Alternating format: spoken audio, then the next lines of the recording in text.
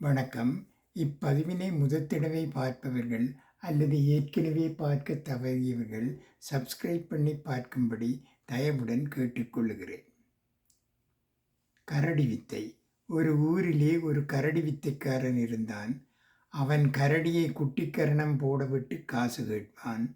காசு அவ்வளவாக வசூலாகாத நிலையில் அவனது அசிஸ்டன்ட் வேறு ஏதாவது ட்ரை பண்ணுவோம் என்றான்.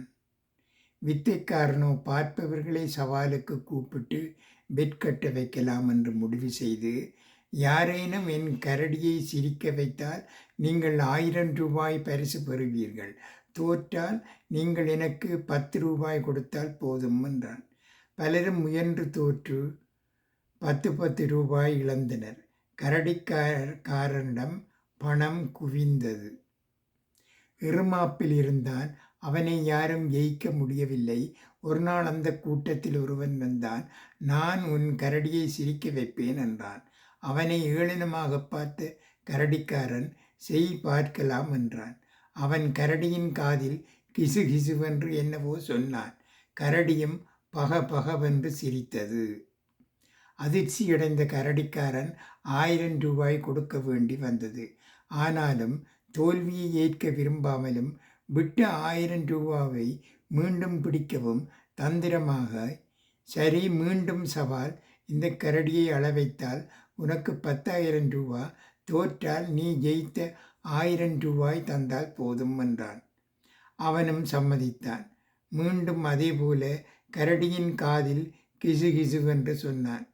கரடியும் ஓ என்று அழுதது. கிட்டத்தட்ட மயக்கமே வந்து விட்டது கரடிக்காரனுக்கு.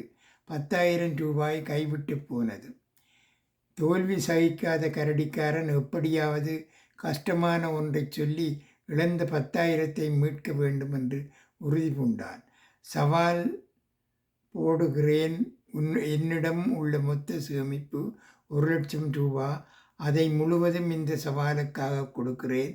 நீ தோற்றால் எனக்கு 10,000 கொடு போதும் என்றான். சவாலுக்கு நான் ரெடி என்று சொல்லணும். என்ன செய்யணும்? இந்த கரடியை எந்த துன்புறுத்தலுமின்றி இங்கே இருந்து திரும்பி பார்க்காமல் ஓட வைக்க வேண்டும், முடியுமா? இதென்ன பிரமாதம், இதோ பார் என்று வழக்கம் போல கரடியின் காதில் என்னவோ சொன்னான். கேட்ட மாத்திரத்தில் கரடி துண்டைக் காணோம் துணியைக் காணோம் என்று ஓடியது. அதிர்ந்த கரடிக்காரன், இந்தா பணம், முடியவில்லை, எப்படிடா இதைச் செய்தாய் என்று கெஞ்சினான்.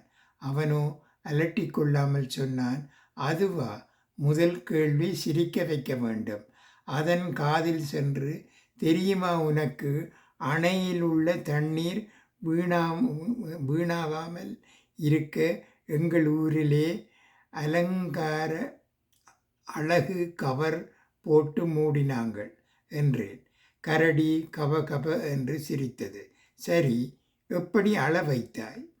அதுவா, கரடிகிட்ட சொன்னேன், அழகு கவர் போட்டதற்காக ஒரு PWD இன்ஜினியரை சஸ்பெண்ட் பண்ணிவிட்டேன் என்றேன். கரடி அழுது விட்டது. அதெல்லாம் சரி, கரடியை எப்படி இவ்வளவு வேகமாக ஓட வைத்தாய்? அதுவா, அது உன்னை பார்த்து ஆலோசனை கேட்க அந்த மந்திரி நாளைக்கு வரப்போறார் என்று சும்மா சொன்னேன். இதுவும் வித்தைதான்.